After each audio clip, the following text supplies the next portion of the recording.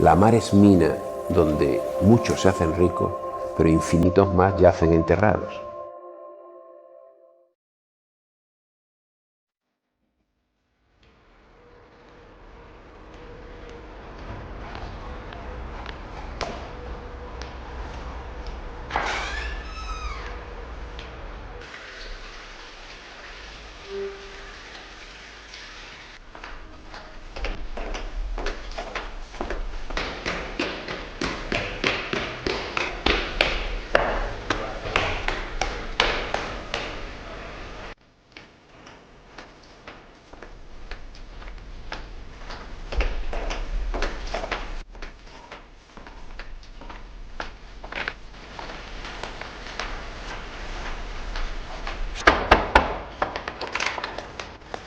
Mi señor, han vuelto.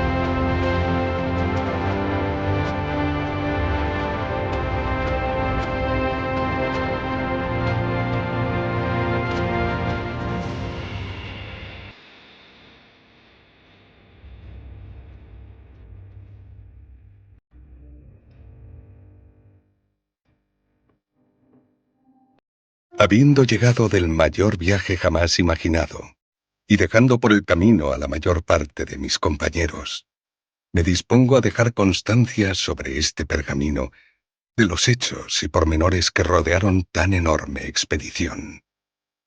El sufrimiento extremo y las calamidades por las que tuvimos que pasar se olvidan ahora en cierta forma ante el orgullo y la satisfacción de saber que fuimos los primeros hombres en dar la vuelta al mundo, saliendo hacia el occidente y volviendo por el oriente. Pero déjenme que empiece por el principio, en Sevilla.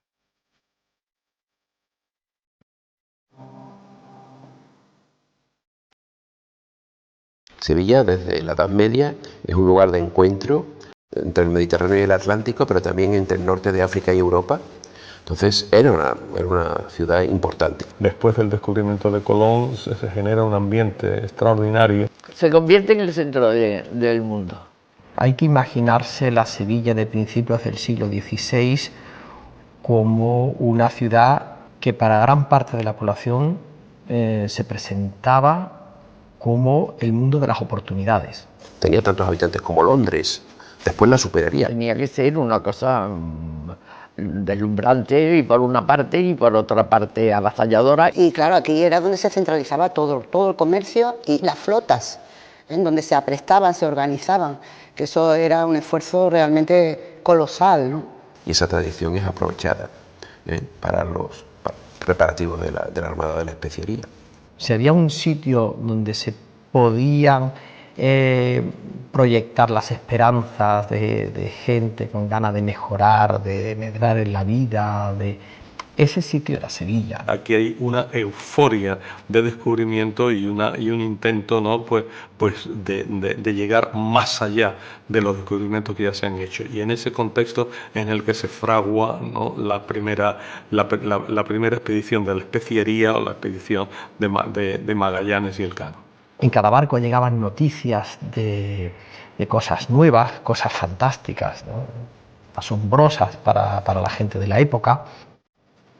La ciudad era un fiel reflejo de las nuevas ideas que corrían por Europa y suponían una nueva concepción del hombre y el mundo.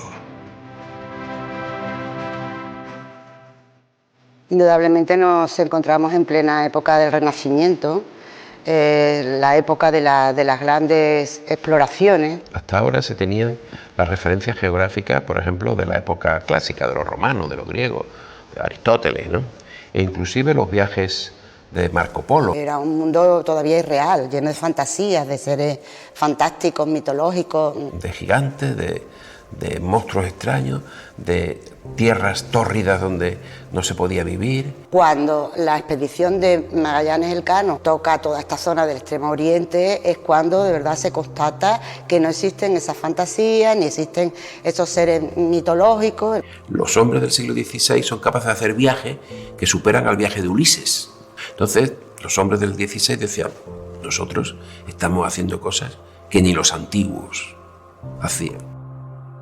Y eso refuerza el sentimiento del Renacimiento como un momento en que el hombre ocupa, el ser humano me refiero, el centro de la naturaleza, ¿no? El espíritu del hombre es absolutamente abierto a nuevas aventuras, está abierto también, como no, a conseguir mayores riquezas. Pero además hay un espíritu fáustico, un espíritu prometeico que es muy propio del Renacimiento, de descubrir cosas nuevas, de ampliar los horizontes de la humanidad, de ampliar el conocimiento humano. Fue un periodo realmente intenso, espoleado por el mundo renacentista que proporcionó toda una serie de avances técnicos en el mundo de la navegación y todos esos instrumentos que eran necesarios para la navegación de altura, puesto que hasta entonces se navegaban, los hombres del océano navegaban siempre costeando. Había un enorme desconocimiento, no solamente era geográfico, sino un desconocimiento entre pueblos, entre culturas. Había una desconexión cultural que ahora, a partir de este viaje, va a saltar por los aires, se va a abrir una nueva era, dando pie a una interconexión. Es asimismo a tener bien en cuenta cómo las coronas de Castilla y Portugal rivalizaban por llegar antes al otro lado del mundo. Hay una rivalidad, en este caso concreto, entre Castilla y Portugal, por buscarse un hueco en el comercio internacional. Dos elementos fundamentales de la riqueza comercial europea, que eran los metales preciosos y que eran las especias, pues había que ir a buscarla a otro sitio. Si Castilla quería conseguir aquello que presentó Cristóbal Colón en su momento, llegar a Extremo Oriente, a las Islas de las Especias, si querían llegar tenían que darse prisa y empiezan a organizar expediciones. La de Magallanes no es la primera.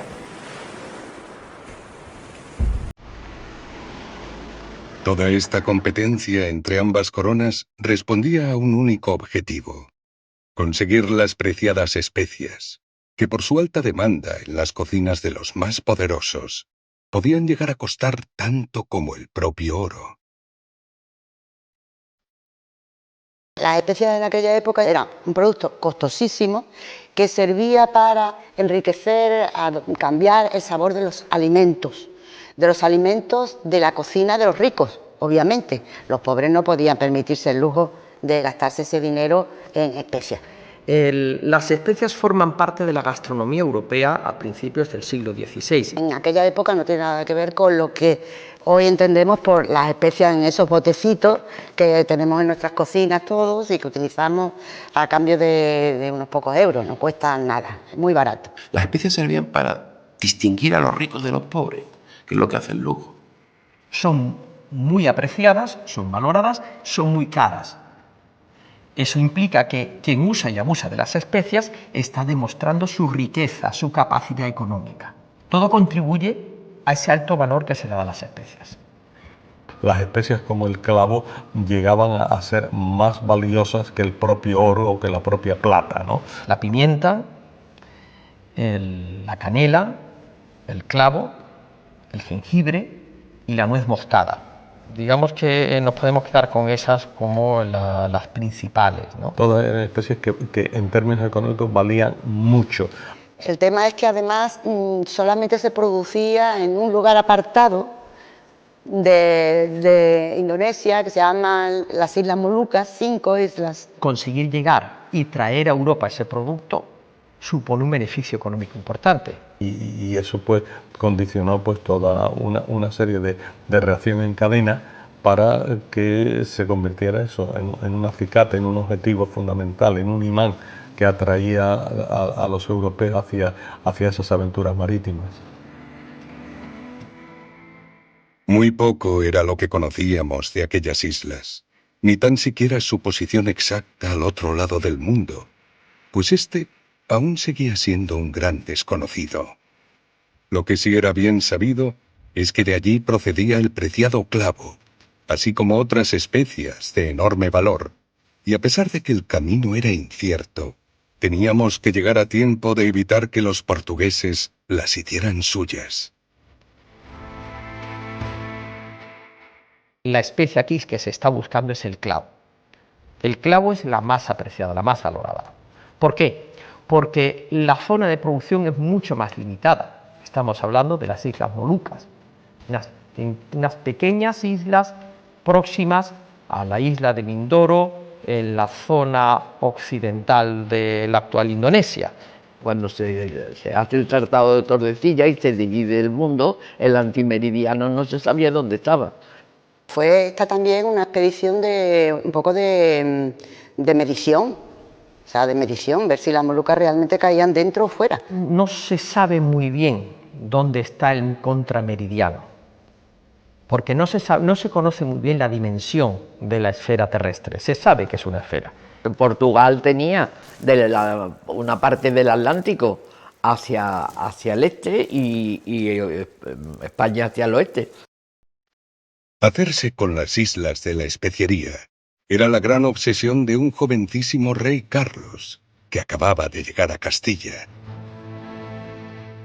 Hombre, a principios del siglo XVI, poco antes de la expedición de Magallanes, se ha producido en España un hecho muy importante, que es la llegada del nuevo rey, de Carlos, que todavía es Carlos I, todavía no es emperador, ¿no? En Carlos I se une la vivencia de un mundo rico y culturalmente muy poderoso como era el mundo de Flandes, y por otra parte la posibilidad de un instrumento político nuevo, que es la monarquía absoluta, que tiene esa capacidad de organización y de movilización. Venía rodeado de asesores flamencos, italianos, banqueros italianos, es decir, era un rey cosmopolita. Muy poco tiempo después llegaría don Fernando de Magallanes, gentilhombre portugués, quien había decidido ofrecer su proyecto al rey Carlos, tras considerar que sus servicios a la corona portuguesa no habían sido suficientemente valorados. Guardando un estrecho paralelismo con lo que le sucedió a Colón, Magallanes también vino después de disgustarse con su soberano. En cierta manera fue un traidor, claro que sí, porque digamos que abandonó la corte portuguesa y ofreció sus servicios al rey de Castilla. Él creía que se le debían una serie de compensaciones por su actuación en las conquistas africanas, y eso lleva a un primer desencuentro con el rey de Portugal. Un segundo desencuentro se va a producir más tarde, cuando le presente un plan para llegar por occidente a las Molucas, porque el rey le va a decir: bueno, nosotros no necesitamos esto para nada, puesto que nosotros ya estamos allí. Y entonces él dicen los biógrafos que se enfadó mucho, se vino a España y se hizo súbdito del rey español. Pertenecía a la Casa Real, al círculo de los cortesanos que estaban en torno a la Casa Real portuguesa.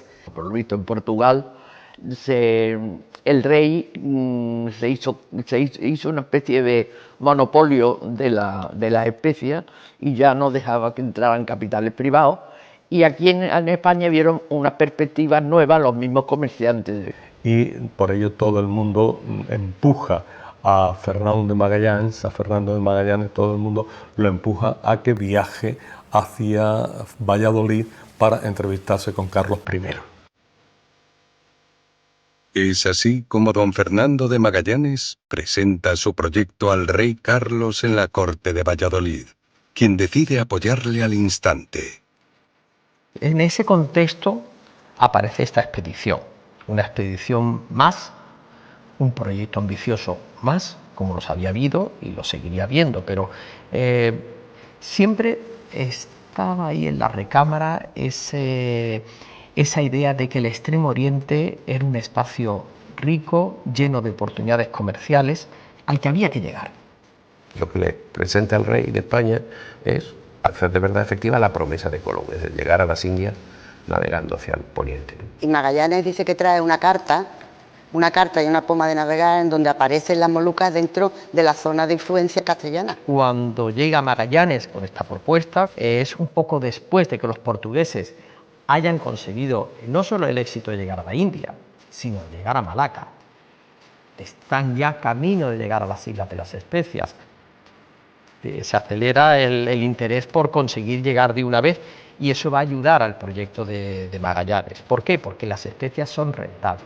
Las especies todavía son muy rentables en Europa. Y bueno, después de consultarlo con sus asesores y de intentar evitar un conflicto diplomático, porque se temía que esto podía dar lugar a un conflicto diplomático con Portugal. Finalmente se llega a ese momento crucial del 22 de marzo de 1518 en que se firman las capitulaciones de Valladolid, que es el instrumento fundamental para que sea posible lo que entonces se llamó la expedición de la especiería, que es el nombre técnico que va a adoptar la Armada de Magallanes.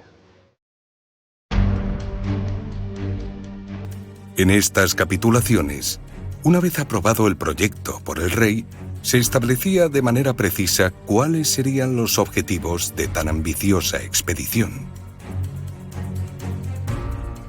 Hay un primer objetivo claro, que es además el que va a cumplir luego Juan Sebastián Elcano, es llegar a las Molucas, comerciar en las Molucas, especialmente el clavo, que era la especie más valiosa.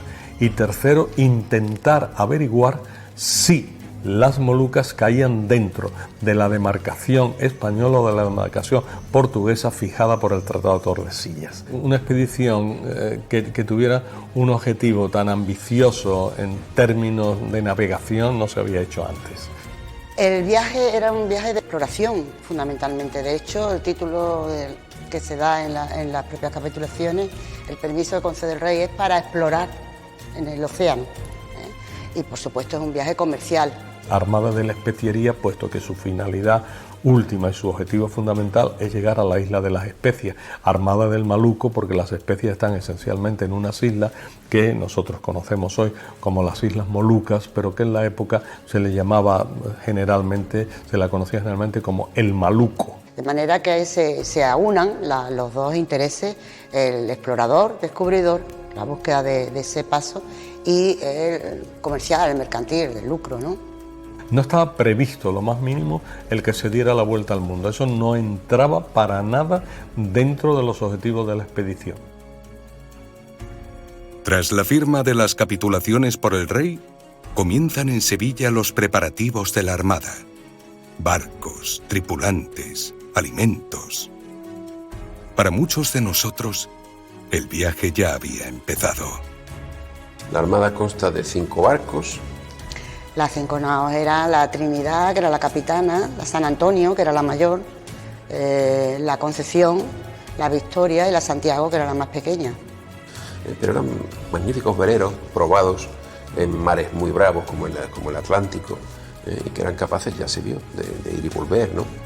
La organización de la Armada era un asunto realmente complejo, ¿no? Hay que tener en cuenta que había que buscar 5 barcos, el rey dio permiso para una flota de 5 barcos y 230 y tantos hombres. Después finalmente viajaron más, 200 hasta 255. Las naves se compran en Cádiz, no se hacen, no hay tiempo para empezar a hacerlas, entre otras cosas, porque los portugueses iban a estar al tanto de la expedición, y si se tardan 1 año, 2 años en hacer las naves, pues tendrían preparada quizás una armada para evitarlo, ¿no? Así que las naves se compran para hacer la expedición lo más rápido posible.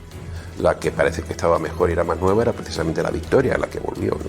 La nao Victoria debió de ser la mejor de las 5 porque fue la que costó más cara. Era una nave cantábrica, y se sospecha eso, que fue quizás la que estaba en mejores condiciones, ¿no? Y las naves se van reparando durante ese tiempo, se van calafateando, es decir, preparándolas para que no se les cuele agua ni por las cubiertas ni por los lados, ¿no? Había que dotar a los barcos de tripulaciones adecuadas, de pilotos preparados, de pilotos capaces. Había que llenarlos de alimentos para un viaje previsto para 2 años, e incluso pues una botica, una espléndida botica para curar a los enfermos, que fueron desde luego muchos durante el viaje. Se van metiendo pues, los alimentos, habrá que meter después las mercancías para intercambiar. Aunque no era una expedición militar, ni muchísimo menos, también llevaban armas, armamento defensivo. Hay que conseguir barcos, hay que nombrar oficiales, hay que conseguir tripulación, hay que contratar pilotos, hay que hacer una ruta plausible. Llevaban todo un material náutico imprescindible para el buen éxito de la empresa. Cuadrantes, ballestillas, sextantes, todo eso se embarcó y se preparó. Las naves eran una pequeña maravilla de la técnica de entonces, ¿no? La nave era una mezcla de inventos tanto del Mediterráneo como del Atlántico. Y la nao va sumando pequeños, las naos y las carabelas, van sumando pequeños inventos del norte y del sur hasta dar lugar a unos veleros que entonces eran lo mejor que había en tecnología. El barco hay que tener en cuenta que es la máquina más compleja de su tiempo, que hoy la podemos ver como un objeto de madera, anticuado, pero que era la revolución tecnológica que permitía efectivamente atravesar todos los océanos del mundo. Y la expedición sale con el nombramiento de Magallanes como capitán de la Armada del Maluco, que es el título oficial que lleva Magallanes.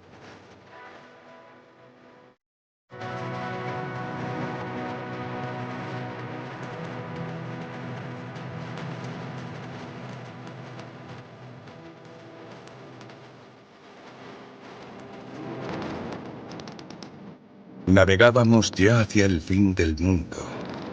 Nuestras naos orientaban sus proas hacia occidente, por un océano, el Atlántico, que ya nos era en cierta medida conocido. Al otro lado, nos esperaba un continente americano cuya enorme extensión había imposibilitado hasta ahora el acceso a las Indias por occidente, si bien nuestro capitán estaba convencido de poder hallar un paso hacia el sur, aunque éste parecía no llegar nunca. A medida que pasaban los días, nuestras condiciones de vida se fueron haciendo cada vez más duras.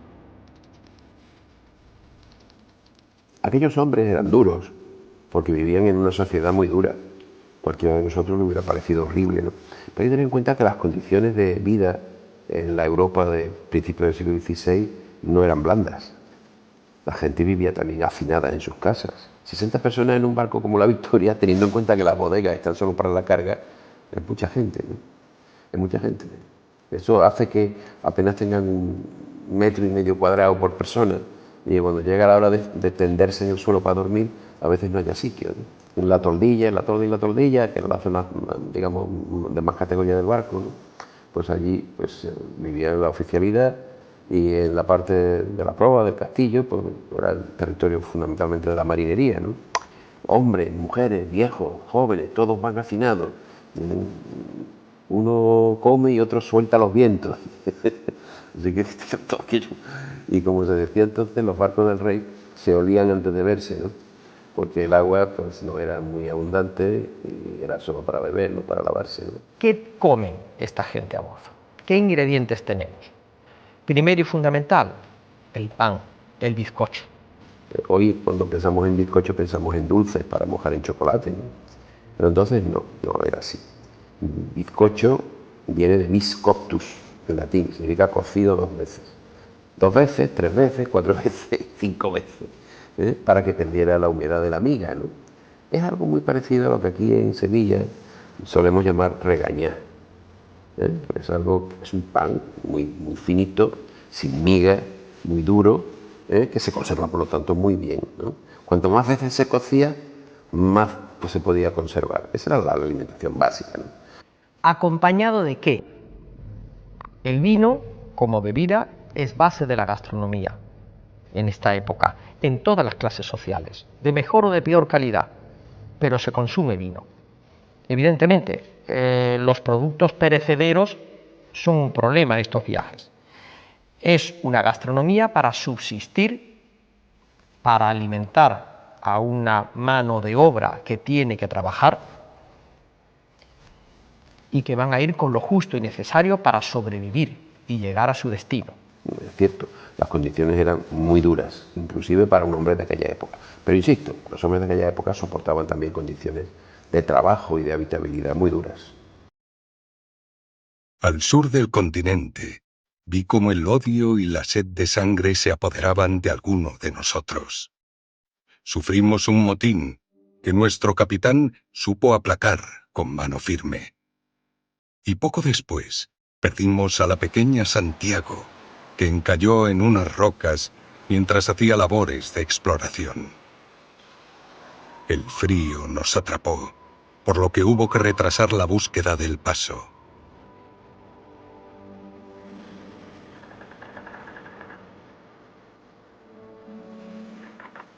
Cuando por fin pudimos volver a soltar nuestras velas, nos adentramos en un laberinto de canales con la incertidumbre de saber si finalmente lograríamos cruzar al otro lado del continente.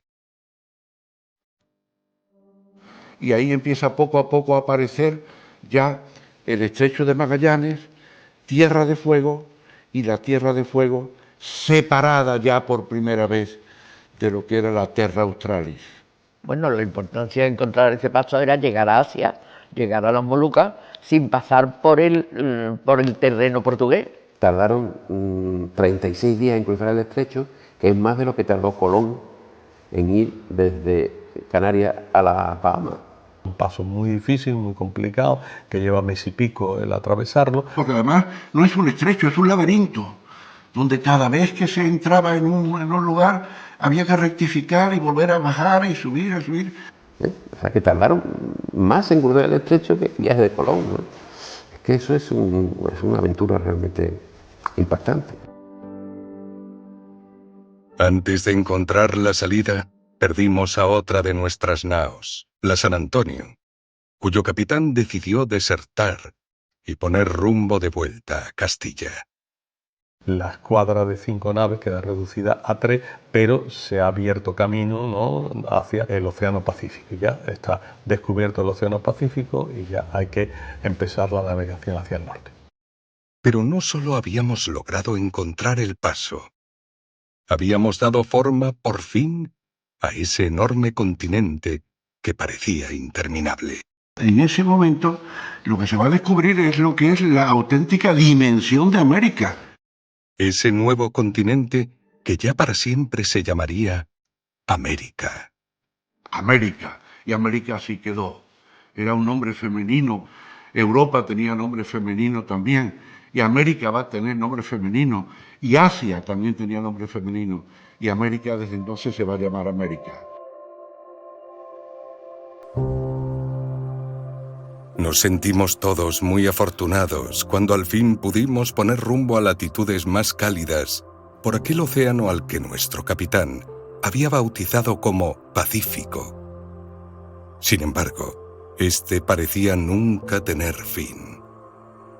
Pacífico, ese nombre se lo dio Magallanes, porque inusualmente se encontró un mar Pacífico que no lo era, nunca lo ha sido. El gran reto y el gran problema de la expedición de Magallanes al cruzar el Océano Pacífico es precisamente un cálculo fallido de la distancia resultado de la dimensión de la Tierra.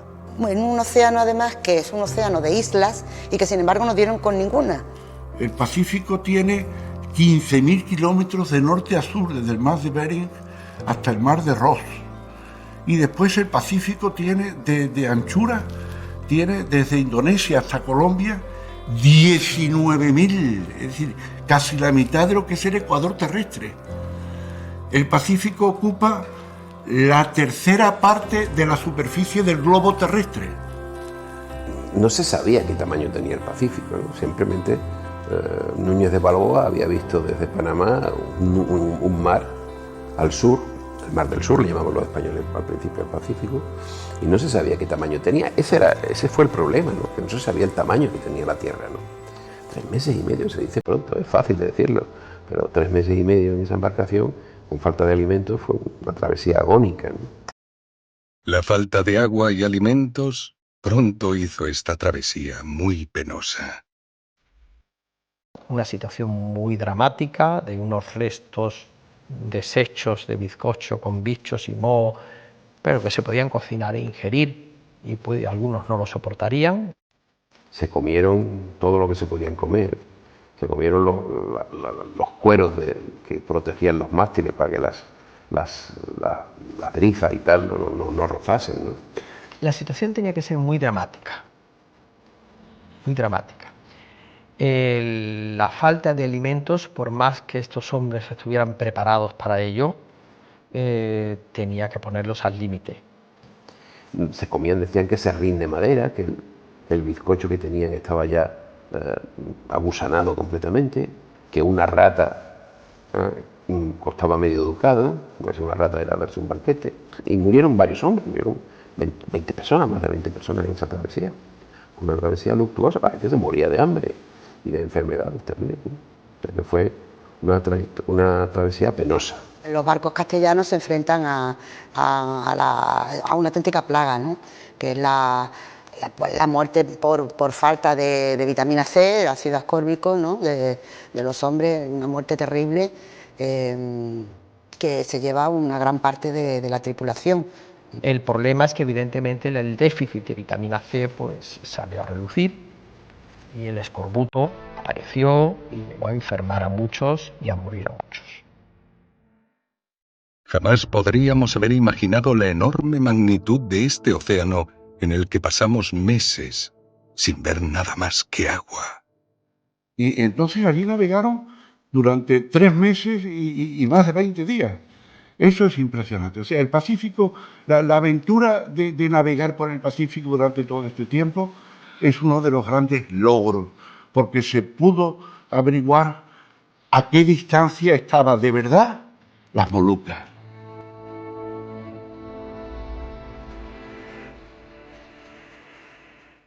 Por fin, el océano se llenó de 1000 islas y 1000 mundos. Nos acercábamos al verdadero destino de nuestra expedición.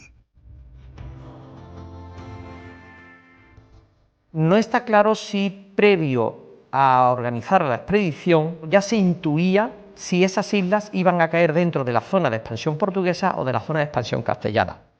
Antes de que se produzca la vuelta al mundo, se están poniendo las bases para lo que luego será la relación entre China, Filipinas y América, que será una de las grandes rutas intercontinentales más importantes de toda la historia moderna. Aunque pocos años después se crearía un comercio sin precedentes con estas islas, nuestro paso por aquí, antes de llegar a las Molucas, estuvo plagado de desgracias. Perdimos a muchos compañeros, entre otros a nuestro capitán, que murió valientemente en acto de combate. Y tiene la tragedia final cuando ya se va a marchar y entonces pues ya va a enfocar, va a probar hacia las Molucas, pues el cacique Humabón le pide un último favor, que el último favor es que luche por él en contra de su rival de la isla de al lado, de la pequeñísima isla de Mactán. Magallanes era un hombre valiente, y era valiente y además se sacrificó por sus hombres. Él luchó hasta el último momento, quedándose el último, para permitir que la gente pudiera volver a nado hasta la nave. Y de hecho, pues lucha hasta el final y muere con 8 de los suyos. Y Magallanes quedó allí en aquellas tierras para siempre, ¿no? Es un primer desastre porque queda descabezada la expedición. A partir de ahí se produce lo que posiblemente es la tradición de Enrique de Malaca, que era el propio esclavo de Magallanes. Este hombre pues invita a los españoles a un festín que le da un Humabón, que no se sabe muy bien cómo los españoles lo aceptan, en un ambiente de tristeza enorme después de haber perdido 8 hombres y además a su capitán Magallanes, pero el caso es que aceptan el festín. En el festín son masacrados los españoles y mueren 28 tripulantes más antes de salir de estampida de la isla de Cebú. Ante tantas pérdidas humanas, tuvimos que abandonar la Concepción por falta de tripulantes, y el que fuera en un principio su maestre, Juan Sebastián Elcano, sería desde entonces y ya hasta el final nuestro nuevo capitán. Y finalmente, pues Gonzalo Gómez de Espinosa y Juan Sebastián Elcano deciden salir hacia las Molucas a cumplir por fin, ¿no?, después de tanto rodeo y tantas tragedias, cumplir por fin la misión que les ha sido encomendada. Y entonces llegan a Pidaure y a Ternate, y allí pues empiezan a negociar y empiezan a comprar clavos. Y entonces empieza ya la última fase de la expedición.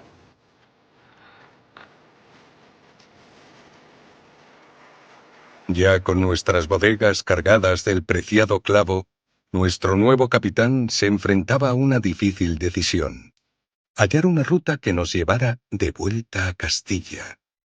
La Trinidad partió hacia el este para tratar de regresar por el camino ya navegado, aunque nunca lo consiguió.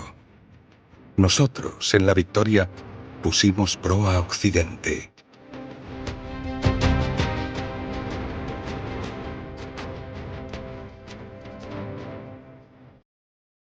Elcano es uno de los grandes héroes de la historia de los descubrimientos mundiales, sin dudarlo.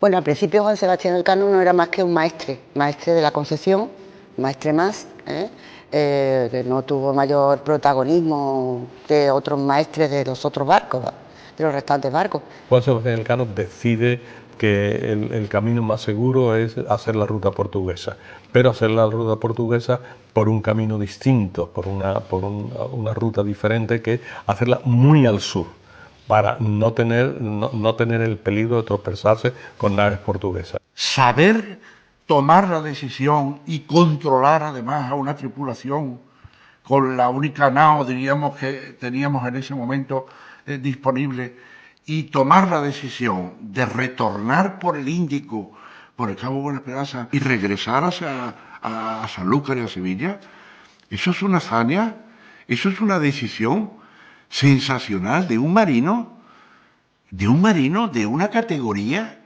impresionante.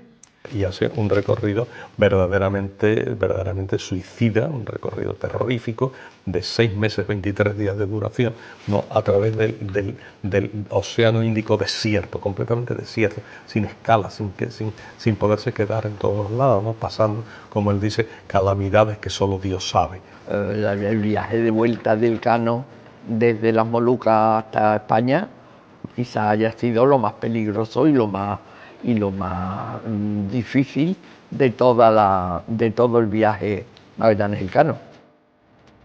Era el todo o la nada, la gloria o la muerte. Nos habíamos decidido por el honor frente a la vida misma. Es una proeza auténticamente inenarrable, y las palabras que acabo de citar de Elcano son verdad. Pasamos fatigas, pasamos penalidades que solo Dios sabe. Fue una travesía verdaderamente increíble, ¿no? No se sabe cómo pudieron salir de esa con los escasísimos recursos que tenía, en que se comieron todo aquello que podía ser susceptible de ser digerido, desapareció de la nave. Fue una travesía extraordinaria porque no tenía prácticamente ninguna referencia, ya que él descubre la ruta del Índico Sur, que también hay que ponérsela en el haber de Elcano, que es otro logro de la navegación. No, eso es una cosa indescriptible. ¿Cómo lo pudieron hacer? Indescriptible. La hazaña impresionante fue cruzar el Índico, pero el Índico sigue siendo todavía hoy el océano más peligroso del mundo.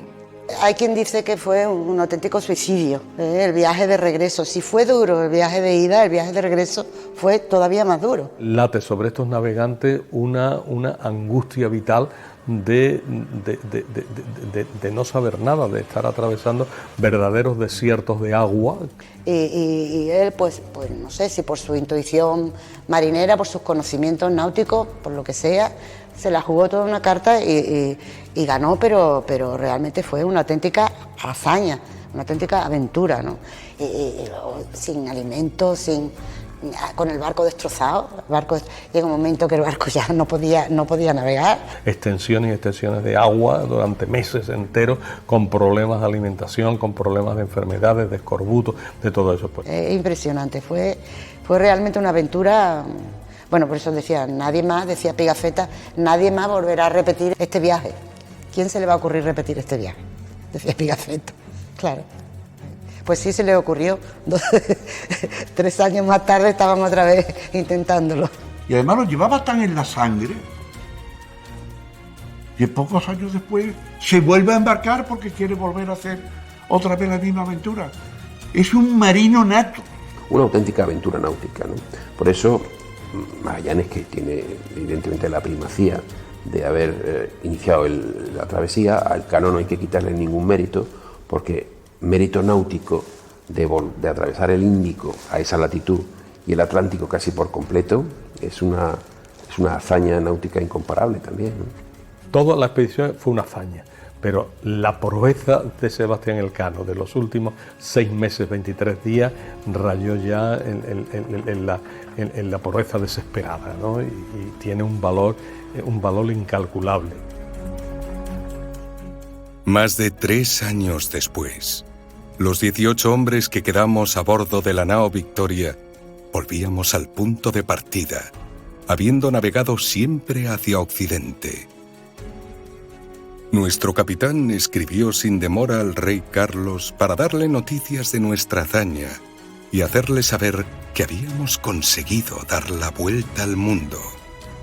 Juan Sebastián Elcano le dirige una carta a Carlos I dándole cuenta del viaje. Sí, nada más se tiene noticia, la Casa de la Contratación envió su correo que va a uña de caballo hasta Valladolid. Sí, claro que son conscientes, nada más llegar en la carta que le manda al emperador. Y en un tiempo récord llega hasta la corte y le entrega al emperador la carta dándole noticia de la gran aventura y de la gran hazaña, ¿no? Tienen un barco lleno de especias, ¿no? Pero a pesar de todo se dan cuenta que el hecho diferencial va a ser haber dado la vuelta al mundo. Yo hubiera esperado que le hubiera escrito diciendo: traemos el barco cargado de quintales de clavos, hemos hecho un gran negocio. Pero no dice eso. Dice: saberá tu alta majestad que lo que más hemos de estimar este viaje es que hemos redondeado la redondez del mundo, yendo siempre hacia Occidente y volviendo por Oriente. Ese hecho constatable, esa sensación de haber protagonizado una gran gesta geográfica a nivel planetario, eso es lo que él destaca en su carta. Él por primera vez, un hecho que no estaba previsto en la expedición, él por primera vez es consciente de que ha navegado toda la redondez de la Tierra, y lo que ya se sabía, ¿no?, desde antiguo, pues ahora él lo ha demostrado empíricamente y es el primero que lo ha demostrado empíricamente. Ahí sí hay una toma de conciencia de que se ha conseguido dar la vuelta al mundo. También hemos sufrido mucho, ¿eh? Dice, hemos sufrido lo que ningún ser humano puede sufrir, pero hemos dado la vuelta al mundo, ¿no?, la redondez de la Tierra. Penalidad que solo Dios sabe. Decía Juan Sebastián Elcano en su carta: hemos pasado penalidades que solo Dios sabe.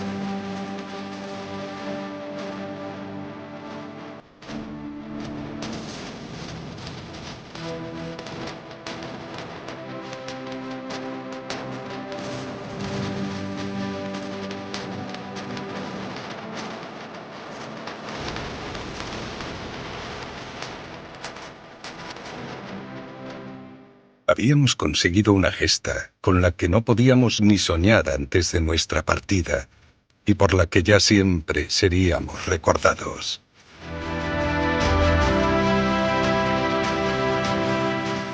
Ellos, por supuesto, no eran conscientes de la gran hazaña que iban a conseguir. Ellos sencillamente pretendían encontrar el paso, que lo encontraron. Ellos iban a las Molucas, a por las especies, a hacerse ricos. Y dar la vuelta al mundo fue una casualidad, ¿no? Pero obviamente lo que nunca pensaron es que iban a circunnavegar el globo. Nunca. La vuelta al mundo no fue el objetivo de la expedición de Magallanes Elcano. La casualidad es que con el momento que la nave Victoria estaba preparada, el monzón soplaba en dirección a África y siguieron el monzón. Dieron la vuelta al mundo porque consideraron que era la forma más fácil de llegar, de volver a casa. ¿Son conscientes de que han dado la vuelta a la Tierra? Sí, son conscientes de ello y de que son los primeros en hacerlo. Un efecto colateral, un efecto marginal, un efecto tangencial se convirtió en el principal logro de la expedición, ya que esa expedición, su logro básico y fundamental fue el haber dado la totalidad de la vuelta al mundo, saliendo de un puerto y volviendo al mismo después de haber recorrido la Tierra en el sentido de los paralelos. Ese es el gran triunfo, el gran logro de la expedición. Pero eso no estaba previsto de ningún modo en la mente de ninguno de los navegantes. Fue una decisión unilateral de Juan Sebastián Elcano, acuciado por las circunstancias y a finales del año 1521. Ellos, ¿qué pasa? Habían ganado un día porque habían navegado siguiendo el rumbo del sol, lo cual demostraba que la Tierra rotaba sobre su propio eje de este a oeste, ¿no? Yo creo que Elcano, cuando decidió volver por la ruta de los portugueses, aunque lo mataran, porque sabía que por el otro lado no podía, no se dio cuenta en ese momento que iba a dar la vuelta al mundo. La vuelta al mundo, por lo pronto, para Europa era verificar lo que ya habían dicho el siglo IV y el siglo III antes de Cristo los grandes geógrafos griegos. El tema de la verificación empírica de la felicidad de la Tierra. Nuestro capitán, Juan Sebastián Elcano, tras agradecer a la Virgen que le hubiera mantenido con vida, fue requerido en Valladolid para dar cuenta en persona del rey Carlos de todos los grandes logros de nuestra expedición. Cambió la historia de la humanidad, cambió la concepción del mundo y cambió, diríamos, el concepto espacial de los seres humanos sobre el planeta. Primero se descubre el estrecho de Magallanes, segundo pues se contornea todo lo que es la costa de América del Sur hasta el propio estrecho, luego se descubre el Pacífico Sur. Otro de los logros espectaculares de este viaje fue el conseguir averiguar la verdadera dimensión de la Tierra, la verdadera dimensión. O sea, a partir de ese viaje es cuando realmente se dibuja el perfil del mundo que hoy conocemos. Después pues se descubren las Islas Marianas, las Islas Filipinas, se llega hasta las Molucas, se intenta ver en qué situación están las Molucas con respecto al Tratado de Tordesillas, se descubre el Índico Sur. La primera vuelta al mundo de Juan Sebastián Elcano es un hito que hace que sin ella la historia hubiera sido distinta. Este viaje significó El inicio de un proceso de grandes cambios a nivel mundial. que el hombre se dio cuenta que podía dominar la Tierra, que el hombre se dio cuenta que había otros mundos que no se conocían, que el hombre se dio cuenta de que había otras especies humanas que no se conocían. Hay algunas cosas que realmente llegaron a revolucionar la propia concepción geográfica del mundo. Porque se dieron cuenta que todos los océanos estaban conectados entre sí, que el mundo era un mundo conectado. Por eso empieza la primera globalización, un mundo conectado. Y sobre todo ese aspecto tan importante de que todos los mares están conectados. Y entonces eso no se sabía, ni se había pensado siquiera, vamos. Se aceleran los intercambios, los viajes, las exploraciones y se empiezan a conectar muchos puntos distantes del planeta. Ampliar todo eso, sacar del Mediterráneo nuestra concepción espacial de la distancia, del espacio y del tiempo, Esa revolución es la revolución que se produce a raíz de la primera vuelta al mundo. La expedición Magallanes Elcano cambió las coordenadas del mundo. Y sobre todo dio mucha confianza también a los seres humanos, confianza de que eran capaces de atravesar el planeta de arriba abajo, ¿no? Europa tuvo que situarse en su propia dimensión dentro del planeta, ¿no? Es un hito, y es un hito en la historia de la humanidad, ¿no? La historia de la humanidad hubiera sido muy diferente si Juan Sebastián Elcano no hubiera dado la vuelta al mundo, muy diferente. Todo revolucionario, todo es apasionante en el viaje de la vuelta al mundo. Todos tenían un interés, si no, uno no se juega la vida, ¿no? Y aquello, evidentemente, era de jugarse la vida. Es una hazaña heroica, tiene ese carácter de heroico. Fue un desafío, una aventura que muy pocos pudieron realmente valorar en su justa medida, es imposible. Hoy día lo piensa uno y se lleva las manos a la cabeza porque realmente resulta una proeza difícil de imaginar incluso. Claro, es que es una aventura muy peligrosa, muy peligrosa. También la del espacio exterior es peligrosa porque han explotado más de un transbordador y más de una cápsula se han muerto, ¿no? Que es que todo es un riesgo y el riesgo implica muchas veces la muerte, ¿no? Así concluyó mi viaje alrededor del mundo. Ahora, mis ojos quedan fijos en las estrellas y sueño con futuros exploradores que volverán a recorrer espacios infinitos y a vivir 1000 aventuras, como yo mismo las he vivido. Comparar el viaje de Magallanes y Elcano con el viaje a Marte, el futuro viaje que se hará a Marte, es adecuado. Entre otras cosas porque se calcula que ir y volver a Marte te tardará entre 2 y 3 años, ¿no? Que es lo que se tardó en el viaje de Magallanes y Elcano, ¿no? Lift off of Space Shuttle Atlantis, a final visit to enhance the vision of Hubble into the deepest grandeur of our universe. Yo creo que sí, que es un continuo. Realmente, primero lo que hacen los seres humanos es navegar por su planeta que llamamos Tierra, cuando debíamos de llamarle agua, porque está lleno de mares y océanos, y cuando ya conoce esas rutas, salta a otros horizontes. Non plus ultra, no hay más allá, hasta que se consigue que sí hay más allá. Nosotros tenemos un plus ultra, o más allá, al otro lado de nuestra galaxia, ¿no? Cuando saltemos de nuestra galaxia. Porque ellos no llevaban absolutamente comunicación con nadie, iban absolutamente navegando por unos mares que no habían nunca navegado, estaban pisando unas tierras que no sabían que estaban allí, es decir, el desconocimiento era absoluto, el aislamiento con la realidad geográfica, física, humana, que existía hasta ese momento era total. Esto que hacían nuestros antiguos navegantes, realmente lo vamos a tener que hacer los modernos navegantes de las estrellas, ¿no? Yo creo que ahí hay un continuo interesante, y que realmente igual pues resultan que es la salvación de nuestra especie, ¿no? Porque este mundo es finito y estamos hablando siempre de la sostenibilidad, ¿no? Puede llegar un momento en que el aumento de población y la falta de los recursos, o simplemente una hipotética catástrofe extraplanetaria, como un asteroide de estos que vayan a chocar con nosotros, nos haga que tengamos que salir, ¿no? Sin más, despido aquí esta crónica con la esperanza de haber sembrado en mis lectores cierta curiosidad por conocer lo desconocido, por cruzar horizontes que parecen inalcanzables y ver qué hay más allá. Les animo a conocer esta tierra que Dios nos ha regalado y que un humilde servidor puede, ahora sí, asegurar que es redonda.